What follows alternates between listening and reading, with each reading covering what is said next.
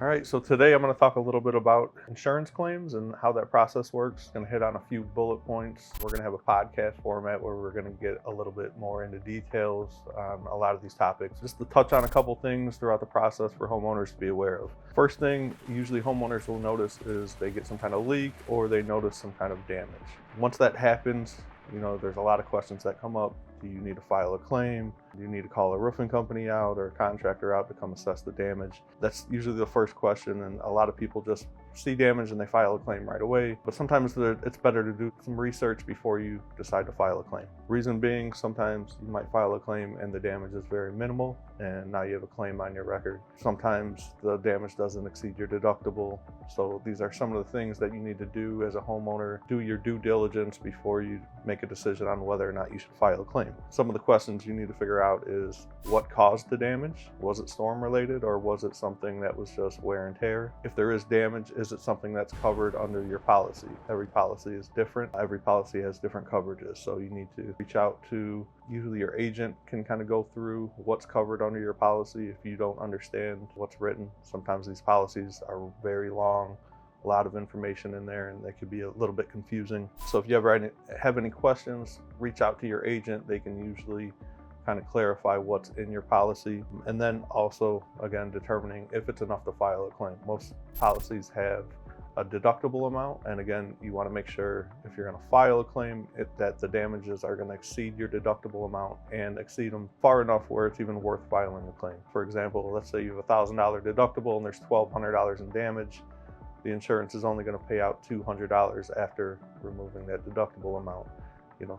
You got to kind of make that determination if it's worth filing a claim over $200 or if it's something you just pay for out of your pocket. Consult a professional. A lot of the insurance companies actually use contractors to do kind of a research information gathering process before they even want you to file a claim. A lot of times you'll call in to file a claim and they'll tell you, hey, go get 2 or 3 different estimates before we send somebody out. Reason being is they don't want to waste their time sending an adjuster out for something that's very minimal or not gonna exceed your deductible amount as well. So they actually use contractors to help throughout the process. Ask questions. When you consult a professional, reach out to more than one, ask a lot of questions and take notes. A lot of this information is confusing. A lot of it you may not understand what it all is or what it all means. If you're unsure about something, ask them to explain it. If you have a good professional contractor out there, he's going to help make the process easy. He's going to be transparent. So he's going to kind of make that process go smooth for you and make sure you understand everything before making decisions. Pick somebody out you trust. Do your research, on contractors. There's a lot of contractors out there. There's good ones and there's bad ones, just like anything. Pick somebody who has been in business for a while, not just 2-3 years. Pick somebody who has, documented experience, who has reviews, who has referrals. You don't want to necessarily pick somebody who's just working out of their truck and just decided last year that they were going to go out and start their own business. They may know how to install roofing products properly, but that doesn't mean they know how to operate a business or have knowledge about the insurance industry as a whole. So do your research. Contingency contract. This is something that I know makes a lot of homeowners nervous. Anytime you're signing something, signing a document, just understand what you're signing. It's something that's common in our industry. It's not always a bad thing. So sometimes you're signing something that's just basically saying that, hey, if this contractor is going to come out here and invest a bunch of time doing a bunch of work for you basically for free, or if you get damages approved, that you're going to go through their company to get the work done. So it kind of protects both the homeowner and the contractor from kind of wasting everybody's time.